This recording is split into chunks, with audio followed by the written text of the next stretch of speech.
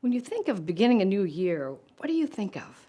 You think of the parties, the fireworks, the other celebrations held on the last day of December? Maybe you do think of that, but also know this. People who practice the Jewish religion celebrate the new year during a different month and in a different way, and we can all learn from this. Hi, I'm Mary Morrissey, and if you haven't already, go ahead now, right now, and subscribe to my YouTube channel, where you'll be notified every time we put up a new video for you. The Jewish New Year is called Rosh Hashanah. And during this holiday, Jewish people all over the world gather in synagogues and participate in special rituals and special prayers. Rosh Hashanah is also a time of the year. It's to reflect on that, reflect on the time of this year, and reflect on the year gone by. Think about how the upcoming year can be better. So today, in the spirit of the first day of Rosh Hashanah, here are 10 lessons we can take away from this widely celebrated holiday. Make time for new beginnings. Number one, make time for new beginnings. Not just in January, but this is a beautiful time of year, right where we are going into the fourth quarter of our year, our traditional year, to now set the stage for a whole new year, to really reflect on this last year, take the learning, the growth, and then make time for this new beginning. Make time in our minds, make time in our day. Number two, say yes to new things means saying no to old things no longer serving us. One of my Jewish friends tells me that every time of year, right now, she looks at all the contracts she's made, not just the signing of documents, contracts, but the promises she made, the things she said she would do, the contracts she made with others, and which of those contracts really are ones that are life-giving and which came from should and must and have to. And then she rearranges her contract. She says yes to new things and no to the old things that are no longer bringing life. So number two is saying yes to those new things and saying no to those old things. Number three, to know this, that change can actually be sweet. When you think of change, what is the inner response that your being gives you? Many of us actually unconsciously fear change or resist change. There's some kind of odd comfort in the status quo when there's no real growth in the status quo. So it's simply a mindset that we start saying to ourselves, change can be sweet. There's more good to be experienced. There's more growth to be had. There's more life to be known. Change can be sweet. Number four, changes that may seem sudden are actually part of an energetic process. Sometimes we all have surprises in life, and they seem to happen to us, but ultimately there's a much larger pattern at work. So if you practice going with the flow, accept what is, and look for the learning, it makes unexpected change way easier and more growthful. Number five, you can start anew even if you failed before. I mean, the truth is we've all had failure in our life. We failed our way to learning how to walk. We failed a lot learning how to walk, but we just didn't give up when we were little kids. In adult bodies, we think, well, I failed in love, I guess it's not meant to be, or I failed in money or business or some other endeavor. You can start anew. It's a new year when you decide, even if you failed before. Number six, take time to find wonder in simple things.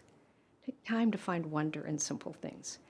If you've had a child or a grandchild or actually even a pet, you may notice that at some point they get completely fascinated with a little worm crawling across a sidewalk, or a little flower just starting to bloom, or the clouds in the sky.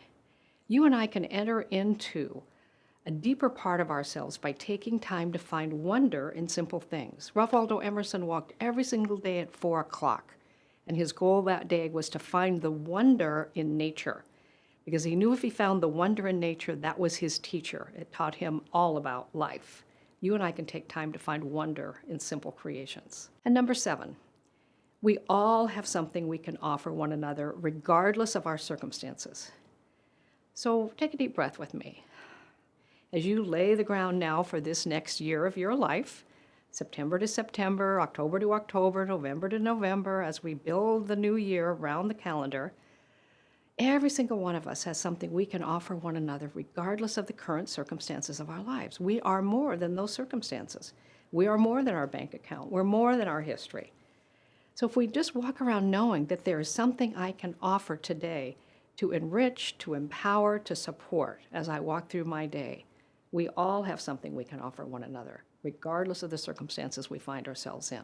And number 8, sometimes it's necessary to empty your pockets is one of the principles. So what does this mean? Well, the universe abhors a vacuum. And only if you and I practice is there actually the wheel of receiving that we activate. The very act of giving gives us a sense of receiving, because the very act of giving gives to us the sense and the power and the abundance of being a giver.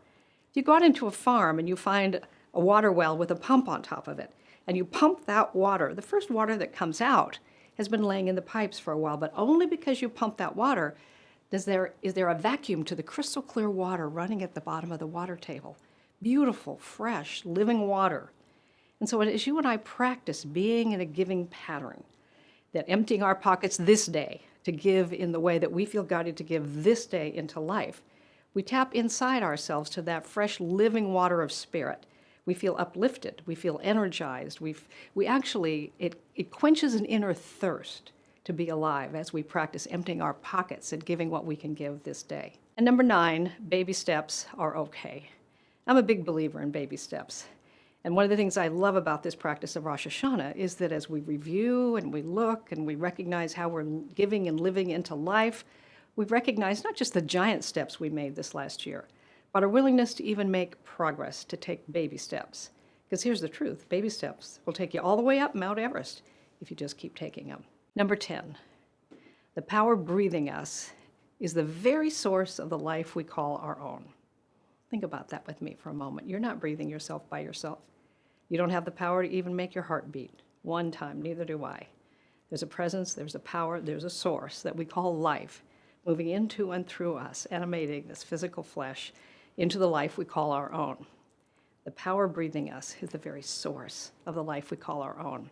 Just spend some time today. Take 5 minutes or so and ponder that. So every one of us is a spiritual being having a human experience.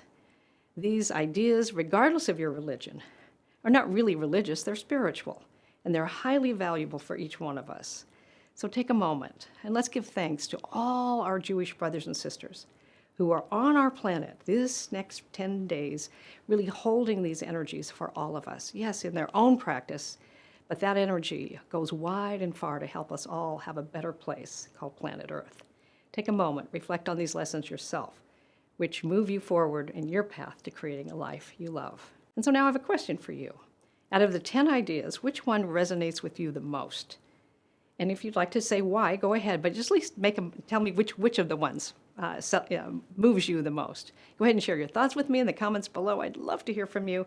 If you've enjoyed the video, then go ahead and share it. And again, go ahead and subscribe so you have every single video that I create just for you. Thanks for watching. Bye for now.